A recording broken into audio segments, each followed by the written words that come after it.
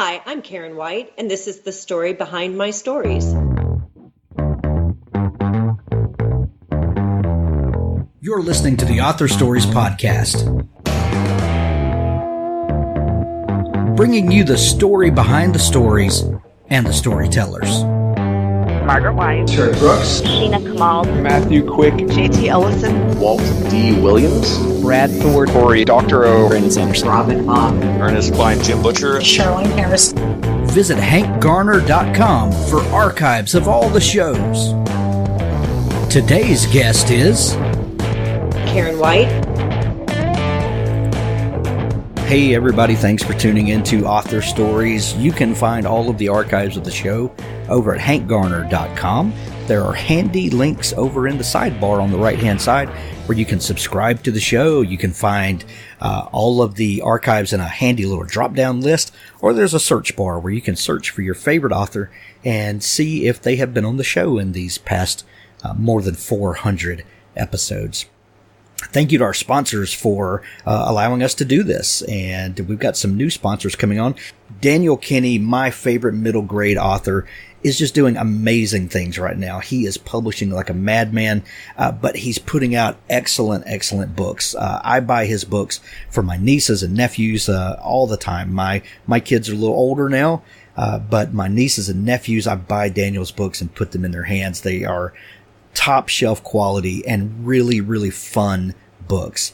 There's a link to Daniel's Amazon page in the show notes, and we're going to be highlighting more of his books as we go on this month. But go visit Daniel Kinney and buy his books for your favorite kids, and they will love it. Roy M. Griffiths has a new book, Bringing the Fire, The Lonesome George Chronicles, Book 2. Roy is really doing some amazing stuff in speculative fiction, and we're going to be highlighting more of those as the month goes on. But go pick up Roy's newest books. There's a link to it in the show notes.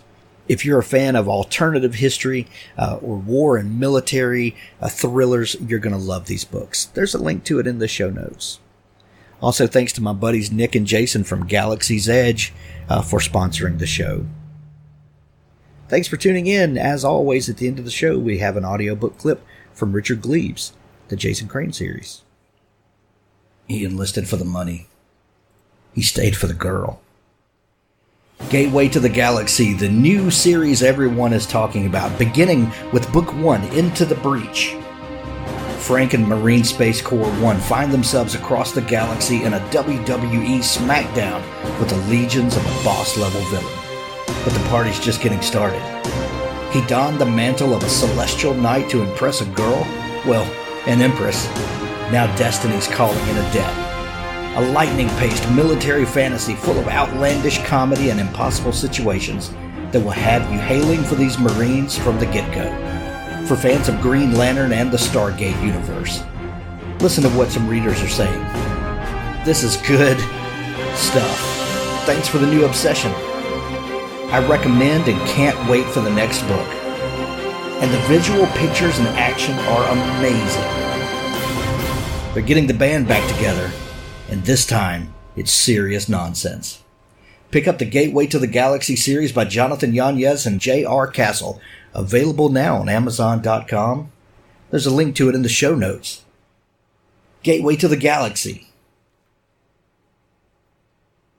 Well, thanks for joining me again for the Author Stories Podcast, where I bring you the story behind the stories and the storytellers. Today, I'm really excited to have Karen White on the show with me today. Karen has a brand new book out called Dreams of Falling. If you're familiar with Karen at all, and if you are a reader, I don't know how you're not familiar with Karen, but she writes what some people term as grit lit, with these fascinating characters that are products of their place and time. And I'm really excited to talk to you today, Karen. Thank you for joining me.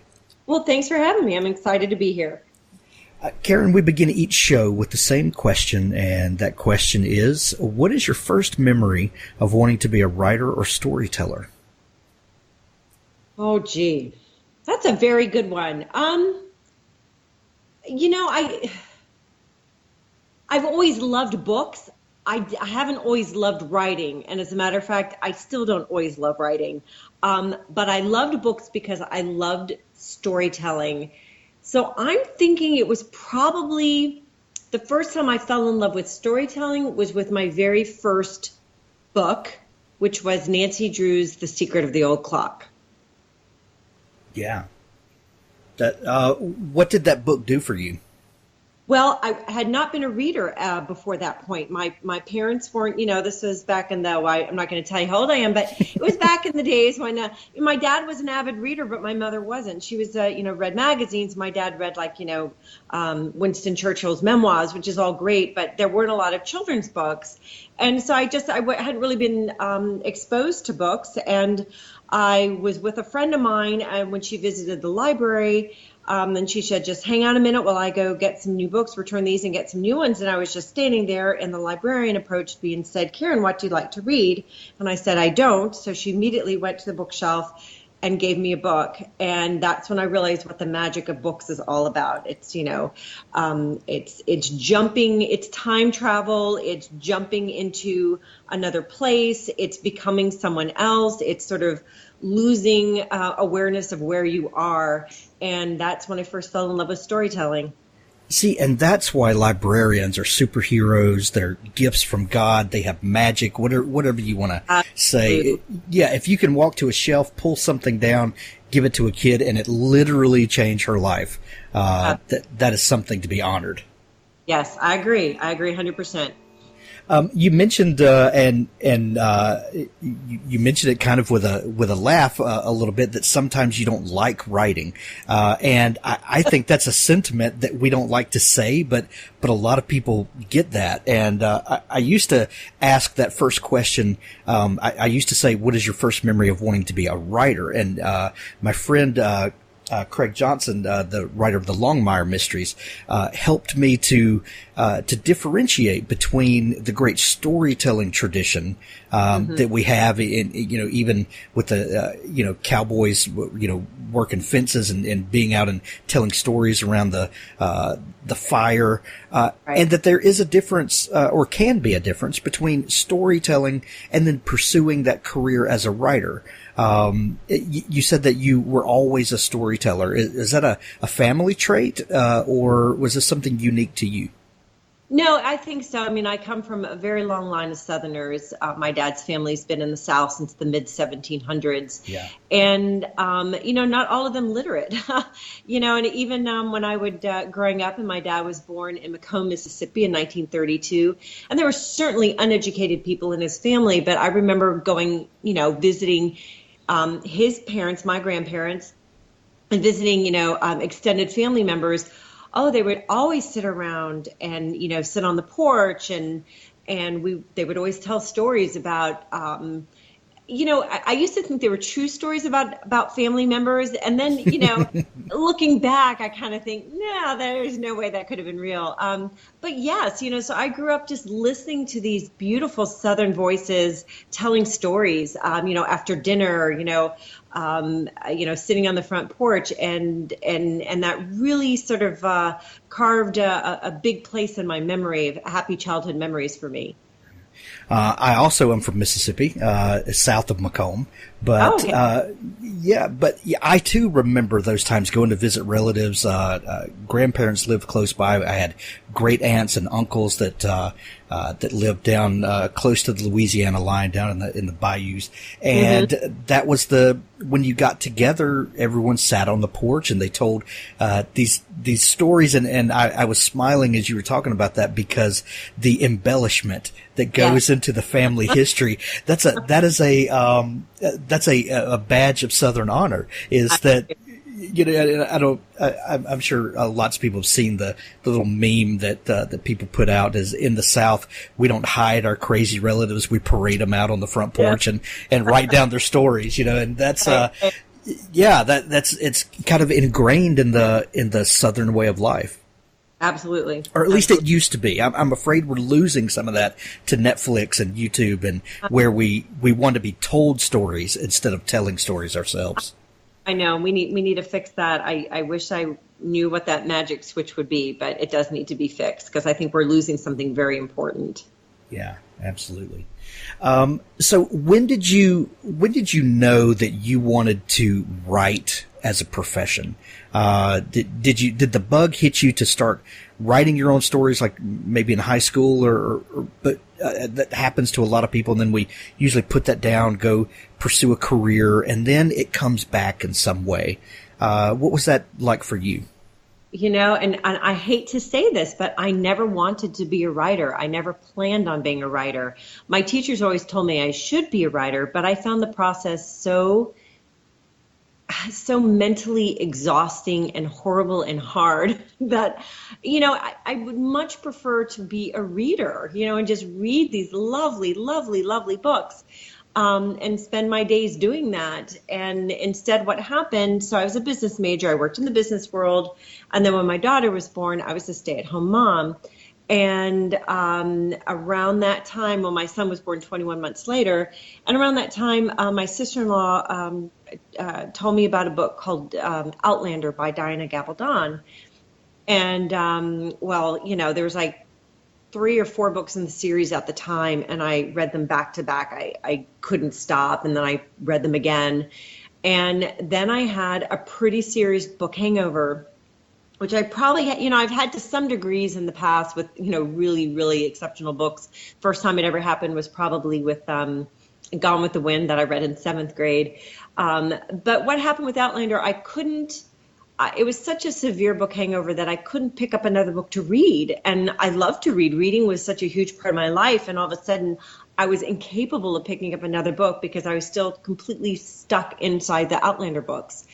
So I basically heard the ghost of my 6th grade teacher, Mrs. Anderson, saying, "You should be a writer."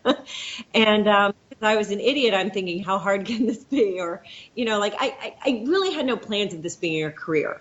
I sat down that first day at my computer just to tell a story because if I couldn't read one, I might as well write one I'd want to read, So I did. I sat down and I started typing. I had absolutely no aspirations. Nothing. I just sat down and started writing. I had a first sentence, and then I had a paragraph, and then I had a page, and lo and behold, then I had a chapter, and I kept going, and then I had a book. And I entered it into a writing contest, and the only reason why I entered it was because one of the judges, like if you got to the final round, you would get a written critique by Diana Gabaldon, and that's why I entered it. I wasn't really paying attention to the fact that the finalist judge was a New York literary agent. And I ended up winning the contest, and the literary agent offered to represent me, and that's how I got my first few books sold. Well, yours is not a common story. Oh, it's not. That's a little lot. And it was still, and then it came time for the second book. I'm like, I don't know if I can do it again. And I think I had that attitude for like the first 12 books. Like, I'm not really a writer. This wasn't what I planned on. It's just something that I've kind of fallen into, and this is all a fluke. And it wasn't until I hit the New York Times list that my agent's like, Karen, this probably isn't a fluke. Yeah, I think that's probably safe to say. I don't think I've met anyone in doing more than 400 shows now that started writing because of a book hangover. Really? I absolutely love that. When you began writing your own story, Outlander is a very particular type of story. It is.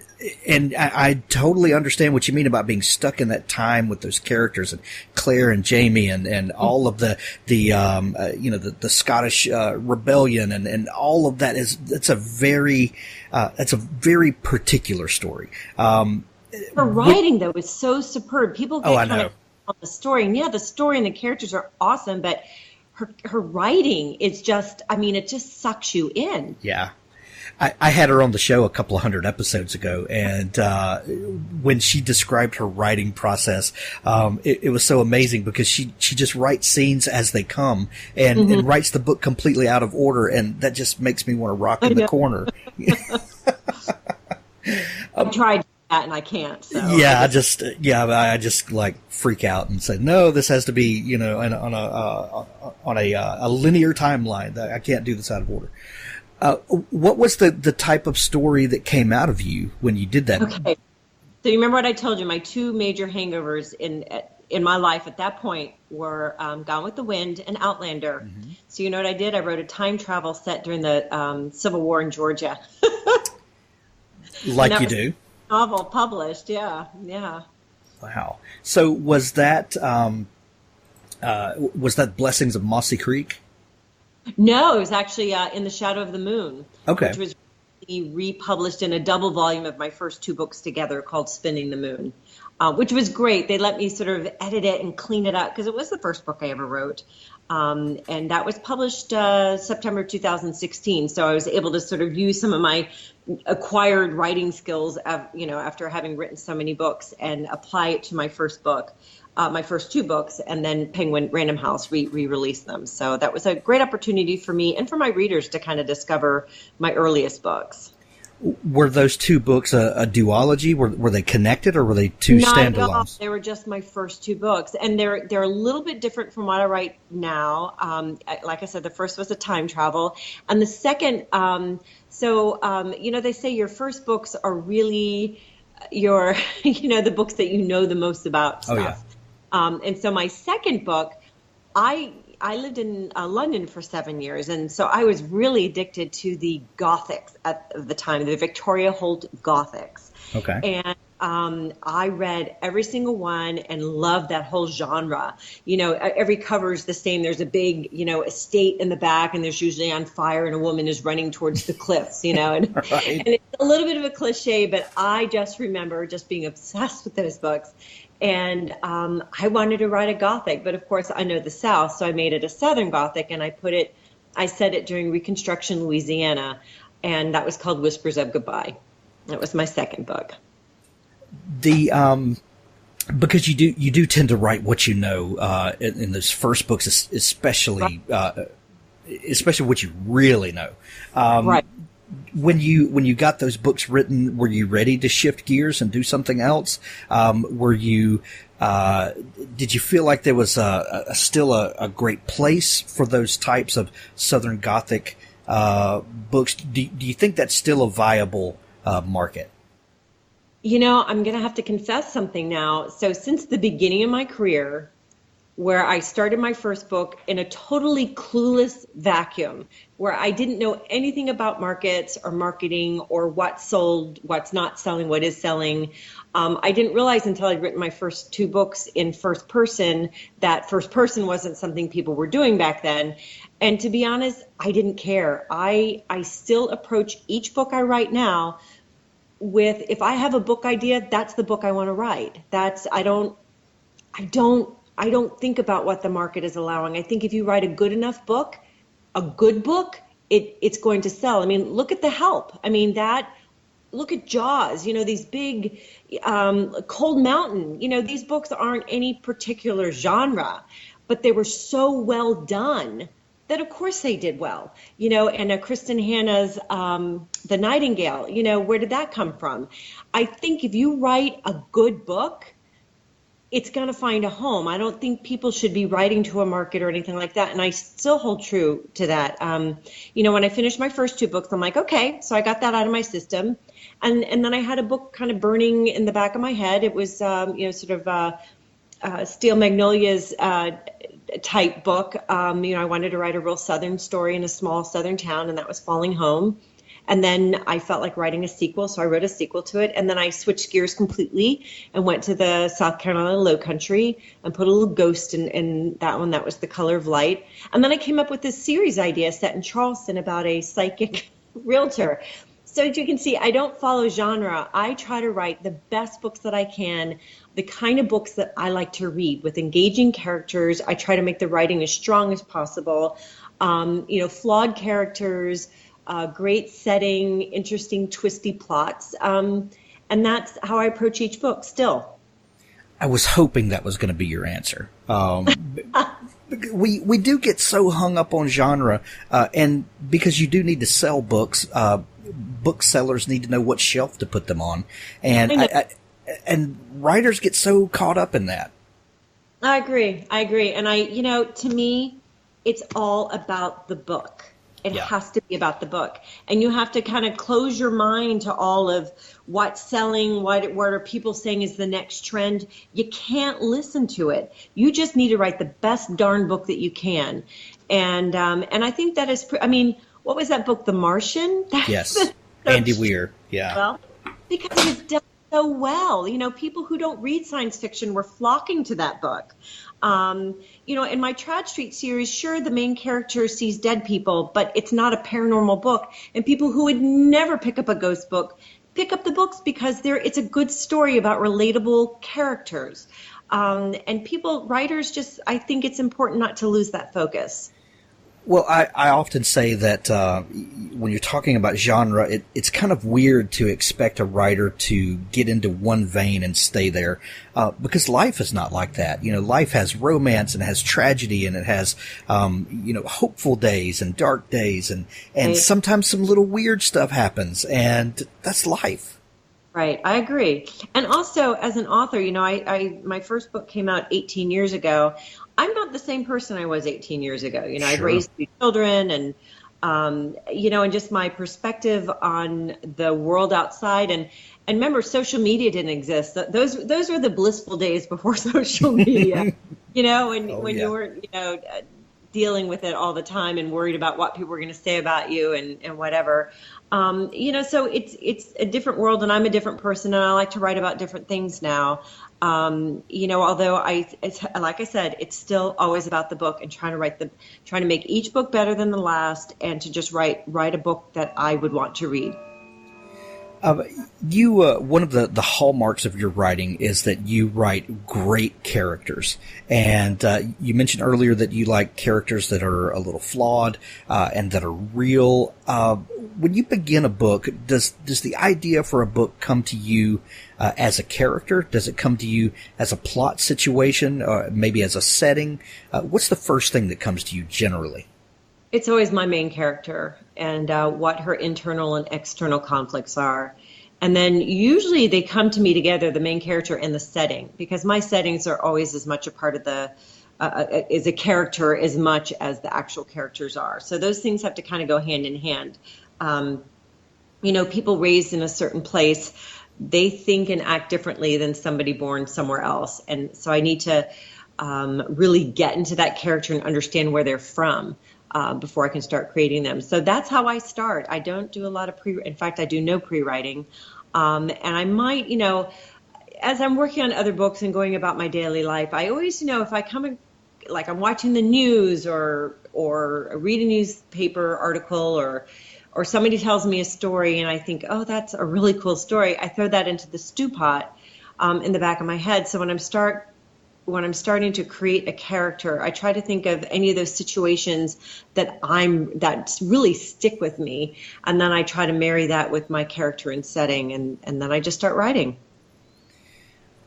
Your writing has been referred to, and I mentioned this at the top of the show, as grit lit, which is kind of a funny twist on what some people call chick lit and things like that. But you do write stories that are a lot of times, I won't say always, but a lot of times female centric, focused on a strong female protagonist. What a lot of people may not realize is that in the South we have great strong women. We have a tradition of strong, powerful women, and Yes, right? yeah, and people look at some of the stereotypes and things like that, and they get the idea of either the Southern belle or whatever other crazy stereotypes people have. But that is the truth of the South, is that we have strong, gritty, hardy people, women especially. My life has been surrounded by strong, powerful women.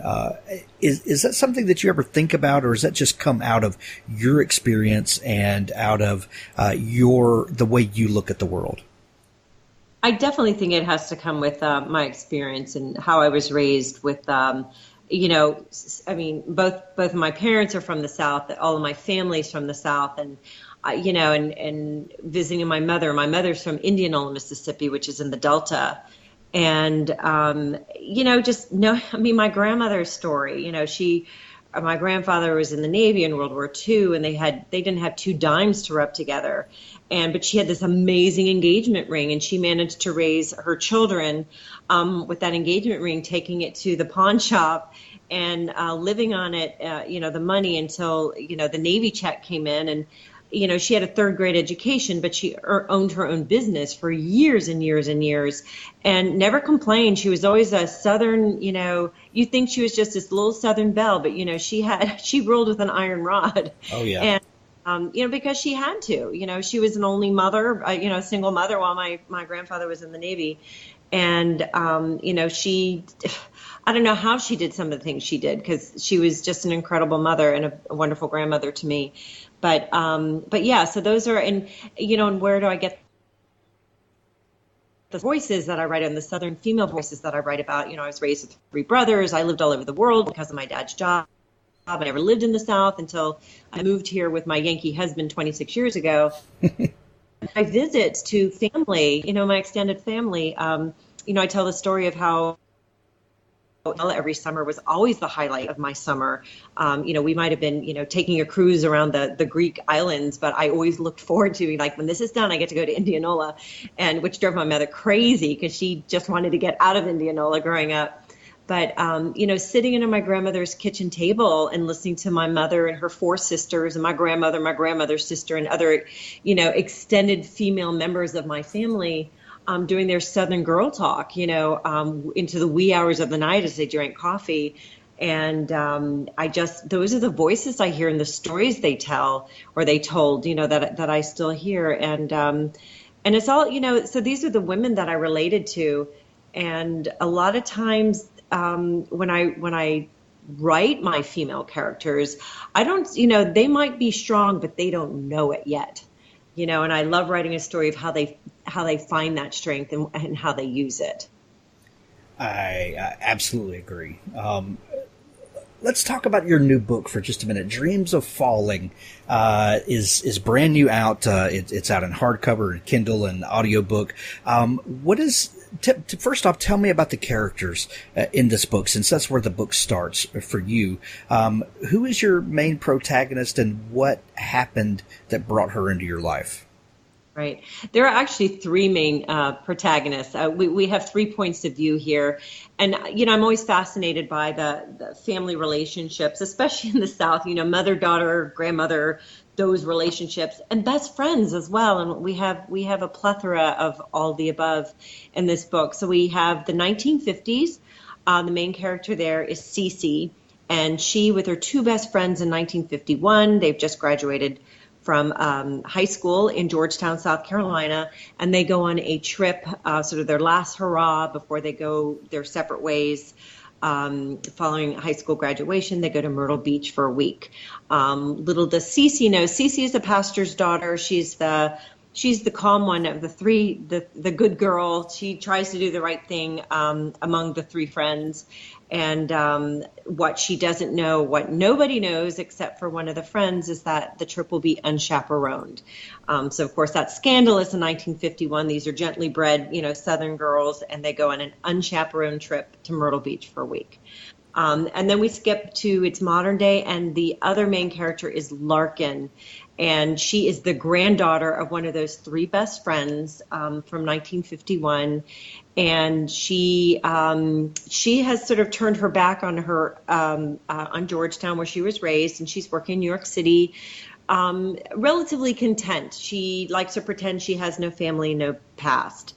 And then, of course, both worlds collide when she gets a phone call one day that her mother, the third protagonist, Ivy, is missing, and she is asked to come home. And it's Cece who calls her and asks her to come home. So the pull of family, there's nothing stronger. And, of course, she comes down back to Georgetown, which opens up this huge Pandora's box, not only to her own past, but into what happened 50 years before in Myrtle Beach. So we have Ivy. It's sort of an interesting situation. She has had a very difficult life, and we meet her. She's in a hospital bed, and she is in a coma, but we still hear her thoughts, and the other characters are coming and talking to her, and that's how you get her inner voice. And then the other two main characters are Larkin and Cece as they come to terms with their own past and what happened in the 50s and what's modern day and how they're going to move forward. When you're writing a story like this where you've got the dual timelines, is there any planning? I know you said that you don't do a lot of or don't do any pre-writing usually, but is there, when you start getting the idea for the story and you start understanding how it's going to unfold, are there any tips or tricks that you use to manage the timelines like that? No. I think that's why I find writing so hard. I just do everything the hard way. I write it in the way that you read it. So if I start in 1951 and the next chapter is 2010, that's the way it was written. Because if I write them out of, if I do all the 1950 stuff, then when I go back to write the 2010 stuff, I don't want to already know what my readers don't know. Right. I need to discover it along with my readers, or I'll get really screwed up and I'll, give away some stuff. So this way, I get to hide the secrets of what's not been revealed for my readers. I discover it along with my readers. I like that. I have a book series that has multiple timelines like that, and it's so much fun when you finish a chapter and you're thinking about this plot point or this secret that you're kind of teasing out, and then to jump back in time and to plant seeds for that. It's so much fun as a writer to get to do that. Oh, absolutely, and that's why if I get tired, by the time I finish writing chapter one time period, I'm ready to switch to another time period. And it sort of kind of refreshes the brain, I think, switching back and forth. Yeah. The book is very much about friendship and the lifelong bonds between friends. But there's also a sort of a dark undercurrent to this story. And, there are secrets and the interaction between people when they're sharing something heavy like that. Are there any specific challenges to writing that type of story where we are kind of dealing with the darker angels of our nature? Yeah, and I think this is where my kind of writing, where I don't know how it's going to end, plays in my favor, because I'm ignorant along with the readers. Like, I wasn't sure who did what, so.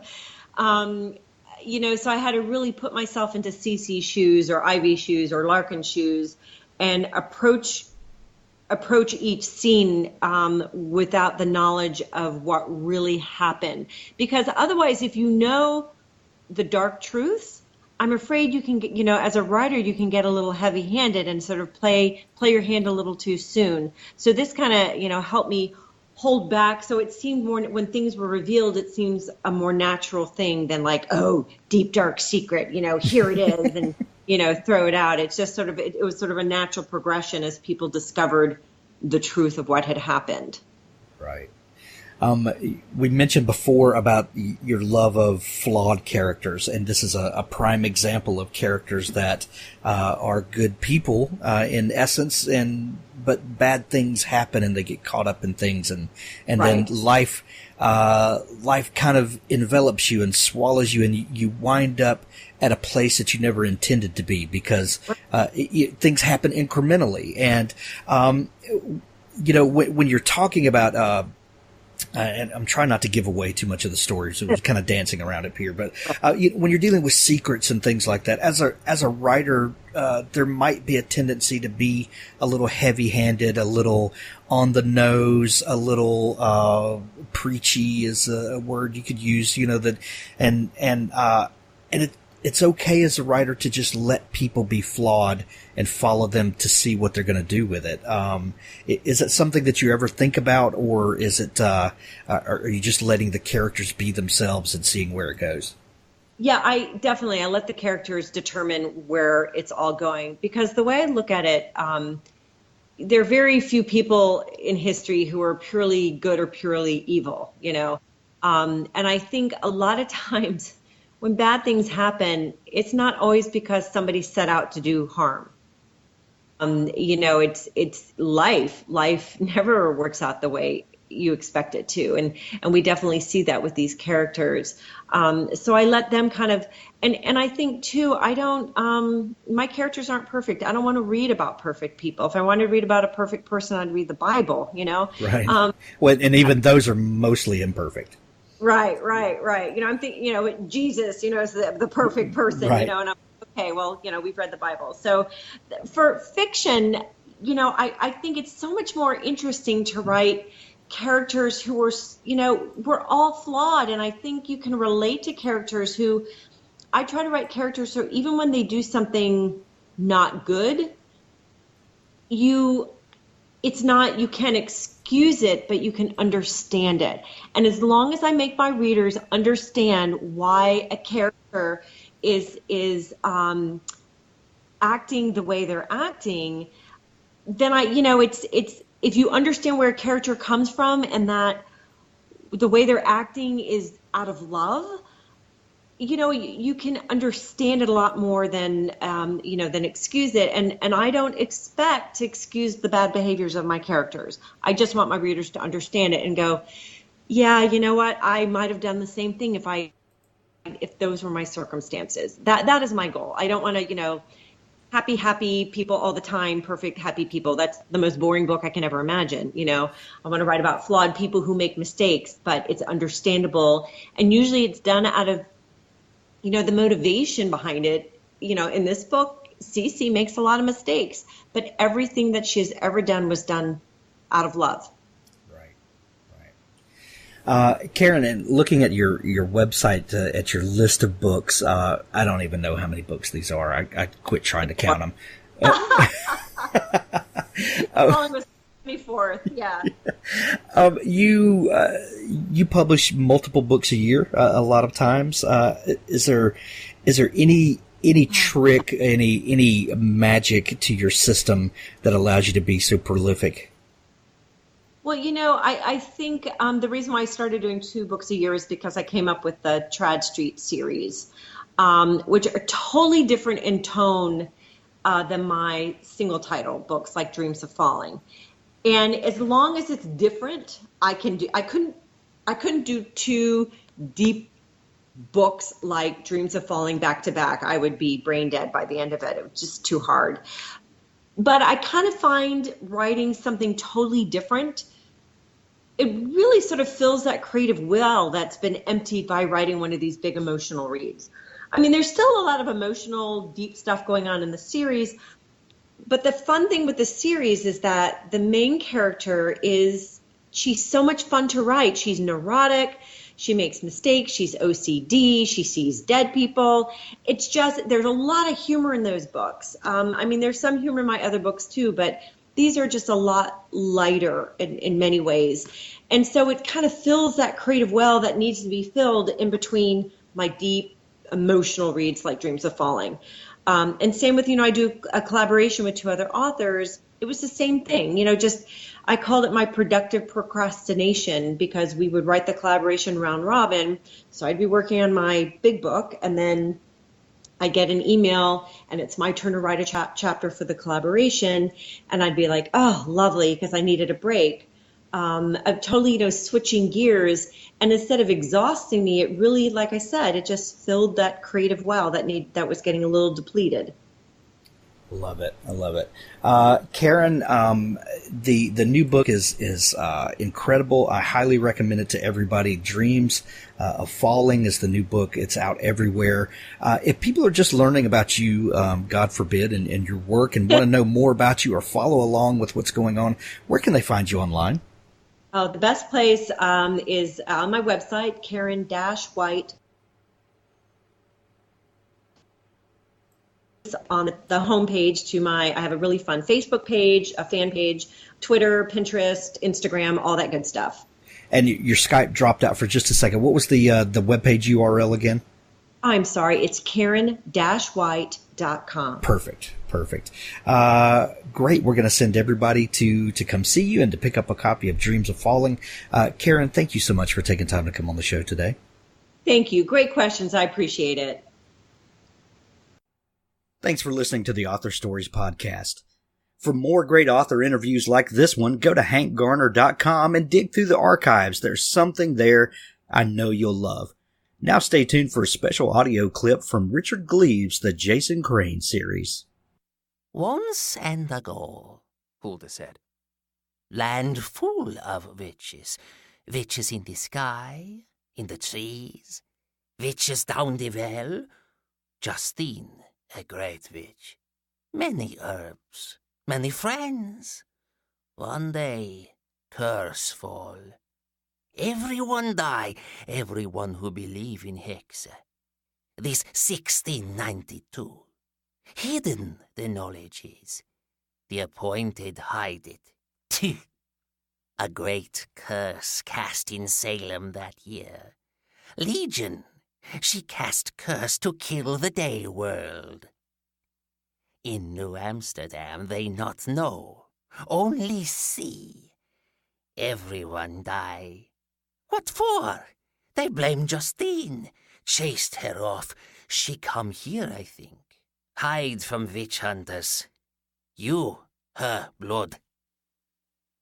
Possibly Hulda was correct. I was a witch, just as she was. She promised my magic would come once I was a woman. I cannot say by what steps I came to believe Hulda's seductive promises of power, but I do know the moment when I chose to be a witch, irrevocably and with my whole heart. On the Sunday that Cornelia Van Cortlandt became Cornelia Beekman, the newly wedded pair made their first public appearance at church, their coming out, as was the custom, so that our poor congregation could thoroughly enjoy the spectacle of her bridal finery. The pair arrived late, with the whole bridal party in wedding array. Cornelia wore fawn-colored silk over a light blue damask petticoat. Gerard wore a waistcoat of the same, and a long coat of white broadcloth. After services, the Beekmans graciously shared the leftovers of their wedding feast, serving chicken and ale to the congregation, outside among the graves of the old burying ground. The day was pleasant and the grass sweet. The tenant farmers and peasant wives stood all hunched about, licking their fingers and making little bows of deference. Cornelia held a bouquet of orange blossoms to her cheek, and everyone agreed that she was the most beautiful young lady in all creation, married to the most good-natured and remarkable man. "That will be you some day," my mother whispered.